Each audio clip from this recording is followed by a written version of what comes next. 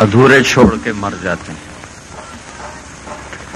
اکثریت اگر میں کہوں بلکہ 99% کہوں 100% کہوں تو بھی میری بات غلط نہیں ہے کہ اپنے سارے ذہنی منصوبوں کو ہر انسان ادھورا چھوڑ کے چلا جاتا ہے. ہمارے بس میں ہوتا تو ہم اپنی ساری چیزوں کو مکمل کر کے یہاں سے جاتے، بلکہ جاتے ہی نہیں. اگر ہم سے پوچھا جاتا تو ہم تو مرنا ہی نہیں چاہتے. چاہے کوئی بوڑھا ہے، چاہے کوئی جوان ہے، چاہے کوئی فقیر ہے، چاہے کوئی امیر ہے، ہم تو مرنا نہیں چاہتے. لیکن ہم دیکھتے ہیں کہ کس طرح بے بسی کے ساتھ کوئی ہمیں ساری اپنی محنتوں سے نکال کے لے جاتا ہے. شیر شاہ سوری کی ایک بات ہے جو میں کبھی کبھی کہا کرتا ہوں، جو ہم سب پہ صادق آتی ہے. جب اس نے دلی فتح کیا تو اس کی عمر 60 سال تھی. تو یہ کہنے لگا، مجھے افسوس ہے میرے سر پہ حکومت کا سورج اس وقت طلوع ہوا ہے جب میری اپنی زندگی کا سورج غروب ہونے والا ہے. اگر آپ اس بات پہ غور کریں گے تو اس مارکیٹ کی بات نہیں بلکہ ساری دنیا کے انسانوں کا یہی مسئلہ ہے. جب اپنی محنت کا صلہ لینے کے قابل ہوتے ہیں تو زندگی کی ڈور کافی ساری لپٹ چکی ہوتی ہے، 2-4 گز پیچھے ہوتے ہیں. تو یہ کیا بات ہے کہ یہاں انسان اپنے منصوبے ادھورے چھوڑ کے مرتا ہے. خواہشات بے شمار، اسباب بہت تھوڑے. پھر اسباب چلو کچھ نہ کچھ مالداروں کے پاس تو ہیں، متوسط طبقے کے پاس اس سے تھوڑے ہیں، غریبوں کے پاس اس سے تھوڑے ہیں. لیکن زندگی تو سب کے پاس تھوڑی ہے. زندگی کا جو پیمانہ ہے یہ پیسے سے اگر بڑھ جاتا تو قارون آج تک زندہ ہوتا، حکومت سے بڑھ جاتا تو شداد فرعون آج تک زندہ ہوتے. تو اب میری اس بات پہ غور فرمائیں کہ خواہشات کی حد کوئی نہیں، چاہے امیر چاہے غریب. بچوں کو ایک کھلونا دو، کہے گا دوسرا بھی لاؤ. اپنی الماری کھلونوں سے بھری ہوگی، کسی کا کھلونا دیکھے گا اس کو جھپٹ کر اٹھائے گا. اس کو تو سمجھ میں کوئی نہیں. یہ انسانی فطرت ہے جو بچپن سے بیدار ہو جاتی ہے. تو اب خواہشات اس سمندر کی طرح ہیں جن کا کنارہ کوئی نہیں. پورا کرنے کے لیے 2 چیزیں ہیں، زندگی اور اسباب. اسباب ہو تو آدمی پورا کرتا ہے، زندگی ہو تو پورا کرتا ہے. اب مشکل یہ ہے کہ ان خواہشات کو پورا کرنے کے لیے جو ہمیں اسباب دیے گئے ہیں وہ بہت تھوڑے ہیں، اور زندگی اس سے بھی تھوڑی ہے. آہستہ کرو، آہستہ. زندگی اس سے بھی مختصر ہے. تو اگر ہم موت تک اس جہان کو انتہا سمجھیں تو پھر یہ بہت بیکار جہان ہے اور انتہائی فضول یہ زندگی ہے. یہ کیا چکر ہے ہم محنت کر کر کر کے جب اپنی محنت سے کچھ لینے کے قابل ہوتے ہیں تو موت آ کے اٹھا کے لے جاتی ہے. تو کیا یہاں کہانی ختم ہو گئی؟ اگر تو یہاں کہانی مرضی سے اٹھنا، مرضی سے سونا، مرضی سے کھانا، پھر بڑے گھاٹے کا سودا ہے. اب اگر ہم اللہ کے علم اور قرآن کو، حدیث کو سے ہٹ کر سوچیں، صرف عقل سے سوچیں، تو ایک بات میں عرض کرتا ہوں، یہ کوئی دلیل نہیں ہے ہمارے لیے. ہمارے لیے تو دلیل اللہ کا فرمان، نبی کا فرمان بس. لیکن وَلَكِنْ لِيَطْمَئِنَّ قَلْبِي، اطمینان قلب کے لیے. انسان کا جو دماغ ہے یہ ناممکن کی تمنا نہیں کر سکتا. انسانی کمپیوٹر اللہ نے ایسا بنایا ہے کہ اس کے اندر ناممکن کی تمنا پیدا نہیں ہوتی. مثلا کوئی دنیا کا امیر غریب ان پڑھ پڑھا لکھا یہ کبھی تمنا نہیں کرے گا کبھی 2 اور 2 5 ہوتے. کبھی یہ تمنا نہیں کرے گا کبھی 2 اور 2 5 ہوتے, کبھی 3 اور 2 7 ہوتے. کیوں؟ کہ انسانی دماغ ناممکن کے تصور کو قبول نہیں کرتا. امکانیات کو قبول کرتا ہے, ناممکن قبول نہیں کرتا. اس کے باوجود یہ تو میں نے آپ کو ایک مثال دی نا, مادی مثال دی, لیکن اس کے ساتھ ساتھ وہ دیکھتا ہے کہ لوگ جوانی سے بڑھاپے میں اتر جاتے ہیں, پھر بھی تمنا کرتا ہے کاش ہمیشہ جوان رہوں. لوگوں کو مرتے دیکھتا ہے پھر بھی تمنا کرتا ہے میں نہ مروں. یہ ناممکن کی خواہش کیوں پیدا ہو رہی ہے؟ چاروں طرف غم کی گھٹائیں دیکھتا ہے پھر بھی چاہتا ہے میں ہمیشہ خوش رہوں. والضحى واللیل, اللہ تعالیٰ نے 2 قسمیں کھائی, ایک والضحى ایک واللیل. دن کے ایک حصے کی قسم کھائی ہے, رات پوری کی قسم کھائی ہے. والضحى دن کا ابتدائی حصہ یعنی چاشت تک. اللہ نے کہا مجھے دن کی قسم, لیکن دن کے 1/4 حصے کی قسم. واللیل رات پوری کی قسم.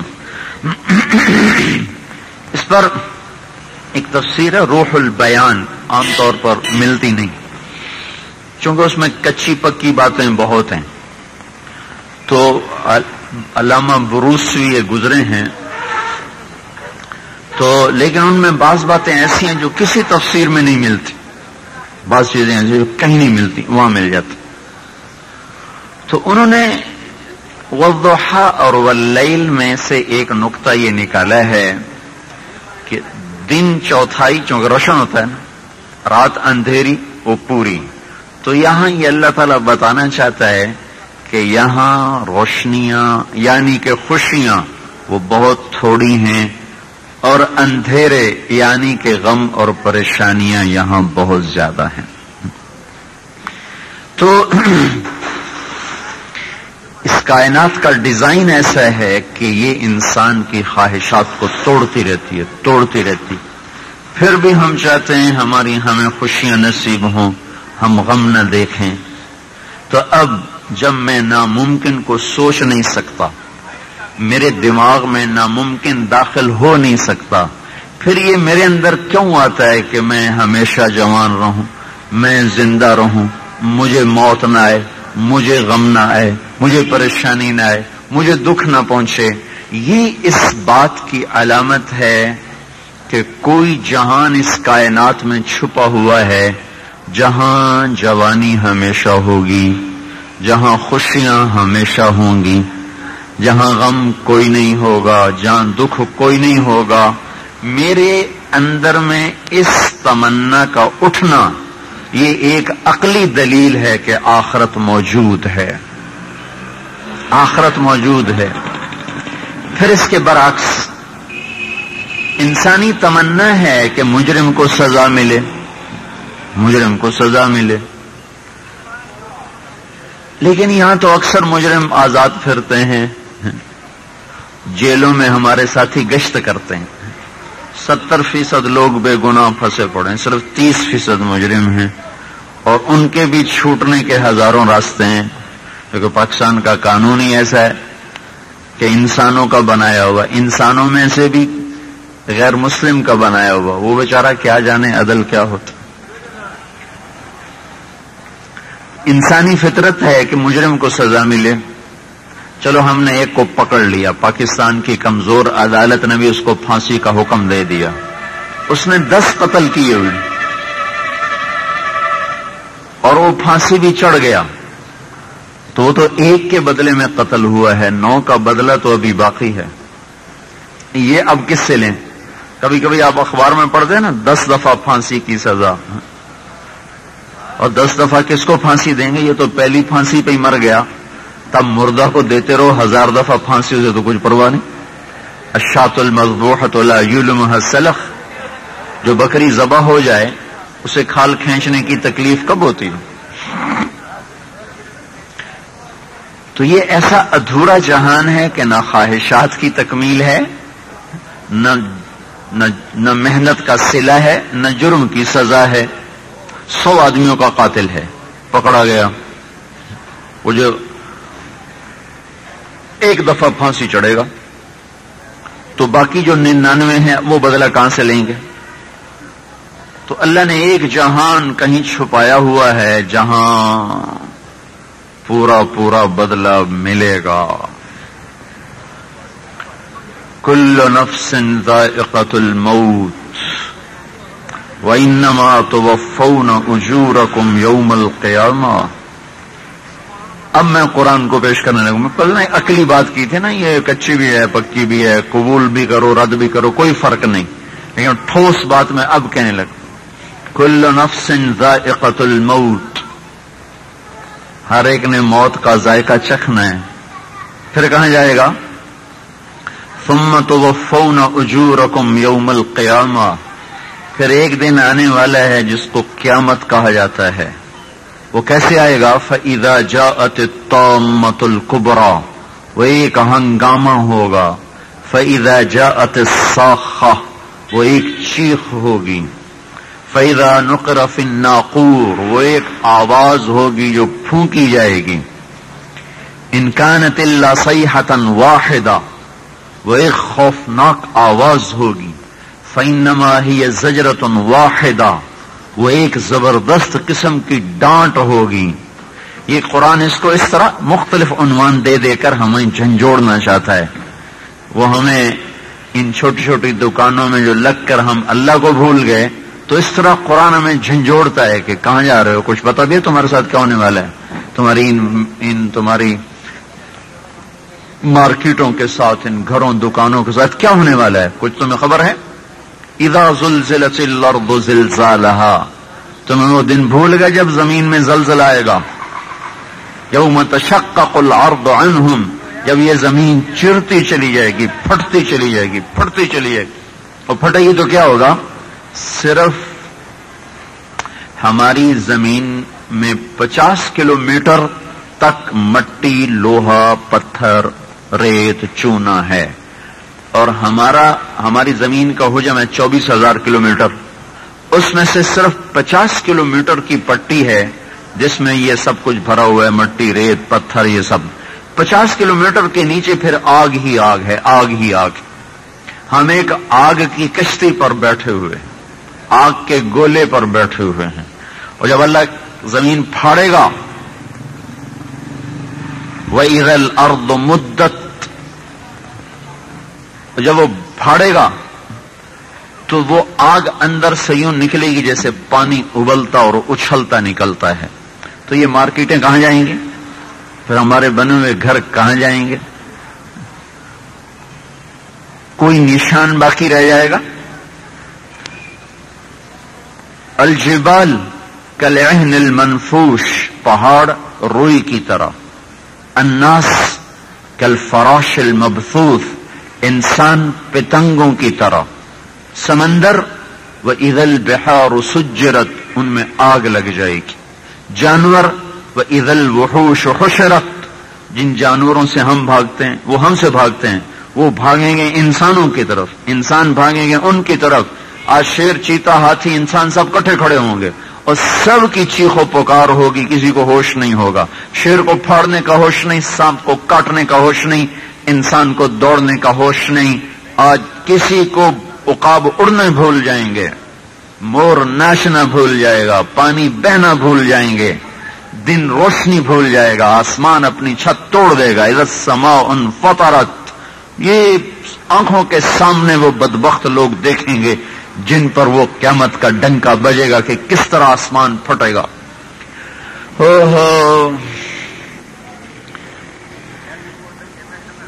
اذا دکت الارض دکن دکا، جب یہ زمین ٹکڑے ٹکڑے کر دی جائے گی. اذا دکت الارض دکن دکا. یہ آپ نے کبھی دیکھا مزدور پتھر توڑ رہتے ہیں اس سے ہتھوڑی سے؟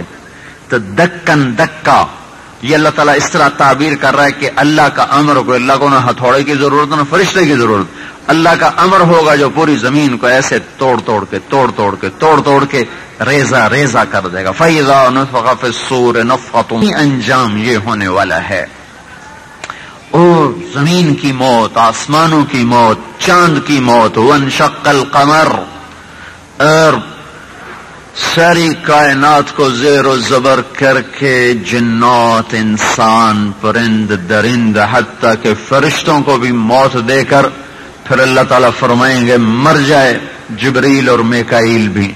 تو جب اللہ تعالیٰ کہیں گے نا مر جائے جبریل و میکائیل بھی، تو اللہ تعالیٰ کا عرش سفارش کرے گا یا اللہ ان کو تو بچا لے. تو اللہ تعالیٰ فرمائیں گے اسکت فقط کتبت الموت علی من کان تحت عرشی، چپ ہو جاؤ میرے عرش کے نیچے سب کو موت ہے. جبریل جیسا مقرب مرے گا،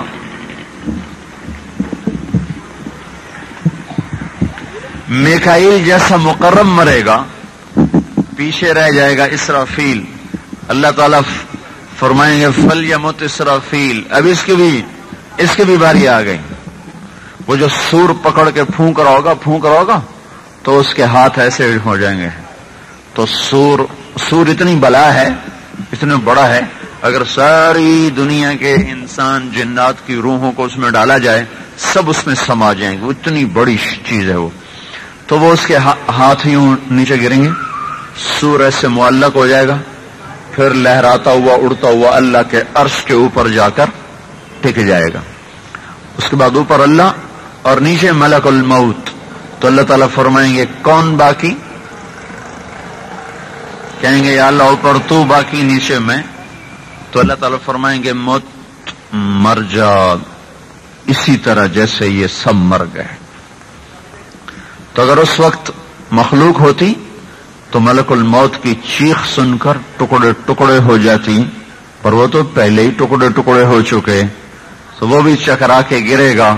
جب سب موت کے اندھیروں میں گم ہو جائیں گے تو پھر اللہ تعالیٰ فرمائے گا من کان لی شریکا فلیأت، ہے کوئی میرا شریک جو میرے سامنے آئے. پھر دوبارہ اللہ تعالیٰ کہے گا من کان لی شریکا فلیأت، ہے کوئی میرا شریک جو میرے سامنے آئے. پھر تیسری دفعہ کہیں گے من کان لی شریکا فلیأت، ہے کوئی میرے مقابلے میں آئے. پھر اللہ زمین آسمان کو ایک جھٹکا دے گا، پھر کہے گا انا الملک، میں بادشاہ ہوں. پھر دوسرا جھٹکا دے گا، پھر کہے گا انا القدوس السلام المومن، میں ہوں قدوس و سلام و مومن. پھر تیسرا جھٹکا دے گا، پھر کہے گا انا المہیمن العزیز الجبار المتکبر، میں ہوں مہیمن عزیز جبار متکبر. پھر اللہ تعالیٰ فرمائے گا این الملوک، کہاں چلے گئے بادشاہ؟ این الجبارون، کہاں چلے گئے ظالم؟ این المتکبرون، کہاں چلے گئے تکبر کرنے والے؟ لمن الملک اليوم، کون ہے آج بادشاہ؟ کس کے ہاتھ میں ہے بادشاہی؟ کوئی بھی نہیں جواب دینے والا. اللہ خود فرمائیں گے للہ الواحد القہار، آج اکیلے وحدہ لا شریک اللہ کی بادشاہی. یہ ایک سین ختم ہو گیا. پھر اللہ تعالیٰ فرمائے گے انا الذی بدأت بالدنیا ولم تکن شیئا وانا الذی اعیدها، میرے بندو میں نے تمہیں بنایا تھا اور میں نے تمہیں مٹا دیا. اب انتظار کرو، تمہیں دوبارہ اٹھایا جائے گا، تمہیں دوبارہ زندہ کیا جائے گا. پھر ایک اور آواز آئے گی، ایک اور آواز آئے گی، ایک اور ہنگامہ پھر کھڑا ہوگا، ایک اور پکار پڑے گی یومئذ تعرضون. پھر ہر آدمی نکلتا چلا آئے گا. فإنما هي زجرة واحدة فإذا هم بالساهرة، ایک آواز ہوگی جو ہمیں زندہ کر کے کھڑا کر دے گی. اللہ تعالیٰ ایک بارش برسائے گا. یہ جو سور پھونکا جائے گا اس کے بعد کتنا زمانہ ہے اللہ کے سوا کسی کو نہیں. یا اللہ کے رسول کو پتا انہوں نے آگے بتایا کوئی نہیں. خاموشی. کتنا زمانہ گزرے گا کچھ پتہ نہیں. اللہ و رسولہ اعلم. پھر اللہ تعالیٰ اٹھائے گا. کس طرح؟ ایک بارش ہوگی. 40 روز یہ بارش برستی رہے گی، برستی رہے گی، برستی رہے گی. اس سے ہڈیاں پیدا ہونی شروع ہو جائیں گی، اور ایسے وہ تیرتی ہوئی اپنی شخصیت کے ساتھ اللہ ان کو جوڑتا جائے گا، جوڑتا جائے گا، جوڑتا جائے گا. آپ اللہ کے علم کامل کو دیکھو میرے بھائیو. کروڑوں اربوں خربوں انسان، جانور، درند، پرند، چرند، ان کے ہڈیاں، کھال، بال، آنکھ، ہر چیز اللہ تعالیٰ کسی ایک کی دوسرے کو نہیں لگائے گا. بلا قادرین علی ان نسوی بنانا. اللہ تعالیٰ ہم سے کہتے ہیں، اللہ تعالیٰ ہم سے ایحسب الانسان ان لن نجمع عظاما. تمہارا کیا خیال ہے میں تمہیں زندہ نہیں کر سکوں گا؟ بلا قادرین علی ان نسوی بنانا. میں تیری انگلی کے پورے بھی تیرے ہی تجھے واپس کروں گا، کسی اور کے نہیں ہوں گے. میں یہ کہا کرتا ہوں، یہ آیت آج بڑی واضح ہوئی ہے چونکہ فنگر پرنٹس کا علم آج وجود میں آیا ہے، اور انسان سمجھا کہ یہ جو لکیریں ہیں یہ صرف میری ہیں. یہ لکیریں دھرتی میں کسی اور انسان کے اوپر پرنٹ نہیں کی گئیں. تو یہ جو اللہ تعالیٰ کہہ رہا ہے نا، بلا قادرین علی ان نسوی بنانا، تیرے پورے تیرے ہوں گے. میں ایسے اضافہ کر کے کہتا ہوں، وہ کوئی فنگر پرنٹ کروا کے جیب میں رکھ لینا، قیامت کا دن ملا لینا، تیرا ہی پورا ہوگا، پورا بھی کسی اور کا نہ ہوگا. اتنی طاقتور ذات سے ہمارا واسطہ ہے میرے بھائیو. اور مصیبت یہ ہے کہ ہم اسی سے غافل ہیں. ہمارا آج کا جو درد ہے، جو مصیبت ہے، وہ یہ ہے کہ ہم نے دنیا کو مسئلہ بنایا ہے، آخرت کو مسئلہ نہیں بنایا. ہم نے وقتی ضرورتوں کے پیچھے دوڑ لگائی ہے، ابدی ضرورتوں کے پیچھے دوڑ نہیں لگائی. ہم یہاں کی بھوک سے بچنے کے لیے اس مارکیٹ میں آئے بیٹھے ہیں. ہم آخرت کی بھوک سے بچنے کے لیے چند قدم مسجد جانے کے لیے تیار نہیں ہیں. ہم یہاں کی گرمی سے اور سردی سے بچنے کے لیے ہم سارا دن چکر کاٹتے ہیں، لیکن آخرت کے دن کی گرمی اور آخرت کے دن کی مصیبت سے بچنے کے لیے ہمارا دماغ کھلتا نہیں، چلتا نہیں. آپ یہ دیکھ رہے ہیں کہ سورج ہم سے اس وقت 9 کروڑ اور 30 لاکھ میل کے فاصلے پر ہے، اور تھوڑا سا زمین نے ایسے اپنا زاویہ بدلا ہے تو کیسے بے جان ہو گیا ہے. پھر جب وہ تھوڑا سا زاویہ بدلتی ہے تو وہ جاندار ہو جاتا ہے. لیکن گرمی ہو یا سردی، اس کا جو ٹیمپریچر زمین پہ آتا ہے وہ اس کی آگ کا 20 کروڑواں حصہ ہوتا ہے. سورج سے جو آگ نکلتی ہے، 1 سیکنڈ میں سورج جو آگ نکالتا ہے، 1 سیکنڈ میں، کیا بتا رہا ہوں بھائی، 1 سیکنڈ میں 5 crore atom bomb, 5 crore hydrogen bomb اگر کٹھے پھینکے جائیں اور وہ کٹھے پھٹ جائیں تو اس سے جو آگ نکلتی ہے، سورج 1 سیکنڈ میں اتنی آگ پچھلے کروڑوں سال سے پھینک رہا ہے. 1 سیکنڈ میں 5 کروڑ ہائیڈروجن بم کے قریب. 1944 میں سورج کی سطح سے ایک شعلہ بلند ہوا اس طرح، اور یوں اس نے کمان کی شکل بنائی اور دوسری سطح پہ اتر گیا اس طرح، ایک کمان کی شکل میں. تو اس کی انرجی کو زمین پہ بیٹھ کے تولا گیا، ناپا گیا کہ اس شعلے میں کتنی انرجی اور طاقت ہے.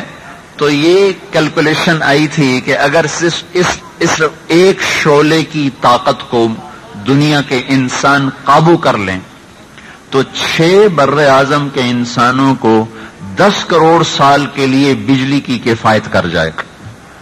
6 بر اعظم، فیصلہ آباد نہیں، پاکستان نہیں، 6 بر اعظم کے انسانوں کو 10 کروڑ سال کے لیے اس ایک شعلے کی پاور کافی ہے. یہ سورج ہم سے 9 کروڑ 30 لاکھ میل کے فاصلے پر ہے، اور اس کا ایک 20 کروڑواں حصہ زمین پہ آتا ہے. ہم جھلس جاتے ہیں.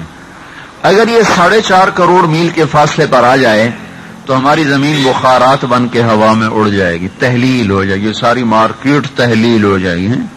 ساری مارکیٹ، یہ مارکیٹوں والے نہیں، پوری مارکیٹ تحلیل ہو جائے گی تو ہم تو تحلیل ہوتے نظر بھی نہیں آئیں گے۔ یہ سورج 4.5 کروڑ میل پر ہمیں پگھلا دینے کی طاقت رکھتا ہے۔ یہ سورج قیامت کے دن 1 میل کے فاصلے پر ہوگا، اور اللہ کے عرش کے سوا سایہ کوئی نہیں ہوگا، اور سر پہ پگڑی اور ٹوپی نہیں، پاؤں میں جوتا نہیں، تن پہ کپڑا نہیں، بچنے کو جگہ نہیں، اور سائے کے لیے سائبان کوئی نہیں، پینے کے لیے پانی کوئی نہیں، سوائے اللہ کے عرش کے سایہ نہیں، سوائے حوض کوثر کے پانی نہیں، اور سوائے اللہ کی پناہ کے پناہ نہیں۔ اس گرمی سے بچنا بھی تو میری آپ کی ضرورت ہے، اور وہ 50 کروڑ سال کا دن، 50 لاکھ سال کا دن، 50,000 سال کا دن ہے۔ فی یوم کان مقدارہ 50,000 سنۃ۔ 50,000 سال کے لیے مجھے کتنا سامان چاہیے؟